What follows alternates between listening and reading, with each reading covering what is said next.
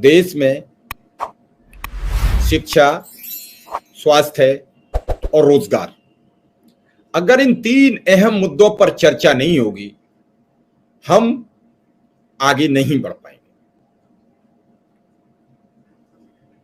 शिक्षा, स्वास्थ्य, रोजगार प्रत्येक देश की मूलभूत संरचना में आते हैं, और जब संरचना ध्वस्त होती है तो फिर कुछ भी काम नहीं आता है।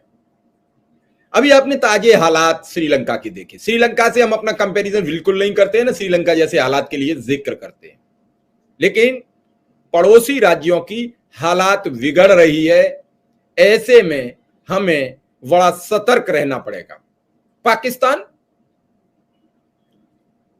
भूखमरी के कगार पर, जहां चाय मना किया जा रहा है कि चाय मत पीजिए।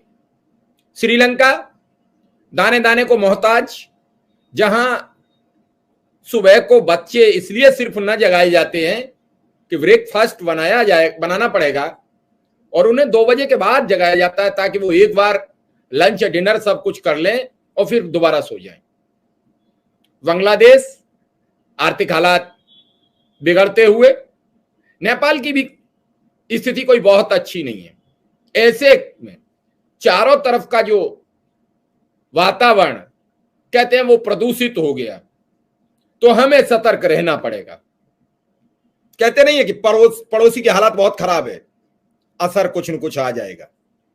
तो उन सब असरों से बचने के लिए हमें खुद को सुदृढ़ करना होगा, और इसके लिए अकेला कोई काम नहीं कर सकता, सरकार भी नहीं कर सकती। हम सबको मिलकर एक फॉर्मेट तैयार करना होगा, लेकिन सरकार के फॉर्मेट के तहत सरकार को अपनी मंशा क्लियर करनी होगी, सरकार को अपनी हालात देश को बताने होंगे। सरकार लगातार जिस हिसाब से 2014 के बाद बनी सरकार, जो टैक्स, जीएसटी, पेट्रोल डीजल के रेट, इन सब से जो सरकार की इनकम हुई, उससे रोडों का जाल और सब ये सब चलता रहा। लेकिन जनता को भी बताना पड़ेगा कि हमने आपका पैसा कहां प्रयोग किया। अब मूलभूत समस्या है, उनमें सबसे बड़ी शिक्षा है। देश शिक्षित हो जाएगा तब भी कोई आगे बढ़ने से नहीं रोक सकता। अब शिक्षा के लिए सरकारों की मंशा क्या है? आज कोर्ट में अनुदेशक के केस की सुनवाई थी, जहां सरकार के वकील ने कहा कि मैं फाइल नहीं पढ़ पाया, जबकि सुप्रीम कोर्ट ने पहले सचिव साहब को जब थोड़ा लताड़ लगा दी थी, तो सचिव साहब ने जून में ही कागज प्रस्तुत कर दिए सारे, और तब से लेके अब तक सरकार के वकील ने वो पेपर नहीं पढ़ पाए।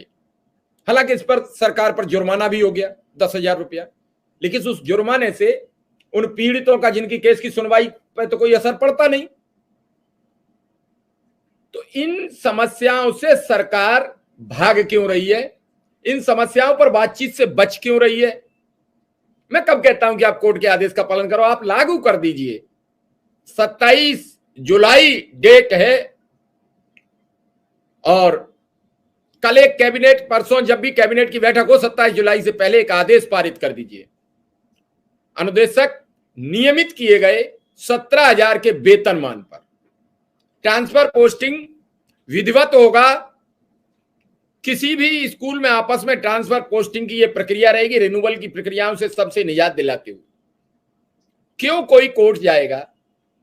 मैं रिक्वेस्ट कर लूंगा एपी सिंह साहब से, रिक्वेस्ट कर लूंगा विक्रम सिंह से कि वापस ले लीजिए सारे कोर्ट के। वाहवाही हो जाएगी सरकार की, पीड़ितों को न्याय मिल जाएगा। जो 41,000 से संख्या घटती घटती 27,000 आ गई, सब न्याय की राह देखने लगेंगे, और सरकार का इसमें न कुछ जाना है न कुछ आना है। एक आदेश है, सरकार के पास 1-2 हजार करोड़ का साल भर में फंड पर कोई असर नहीं पड़ता है। जहां 7-6 लाख 6.5 लाख करोड़ का बजट पेश होता हो, वहां 1,000 करोड़ जीरो लेवल का फिगर है, कोई असर नहीं पड़ता। कर दीजिए, दिखा दीजिए बड़ा दिन। हमारे साथ रोज की तरह आदरणीय सुरेंद्र भाई जुड़ चुके हैं, मैं उनका स्वागत, वंदन और अभिनंदन। नमस्कार सर, आज कोर्ट में सुनवाई थी 11 जुलाई। आपके अनुरोध पर आदरणीय वकील साहब एपी सिंह साहब कोर्ट हाजिर हो गए जाके इलाहाबाद। सुनवाई हुई। सुनवाई का लब्बो लबाब ये रहा कि सरकार के वकील एलपी मिश्रा जी ने कह दिया कि हमने फाइल नहीं पढ़ पाई। केंद्र सरकार के जो सचिव थे उन्होंने जो फाइल प्रस्तुत की वो जून में की, उस समय कोर्ट बंद था। क्योंकि लॉजिक उनका ठीक भिड़ंत हो रहा था, तो सरकार पर 10,000 रुपया का जुर्माना कर दिया कोर्ट ने और 27 जुलाई की नेक्स्ट तारीख दी कि इतने दिन में आप केस पढ़ के आइए।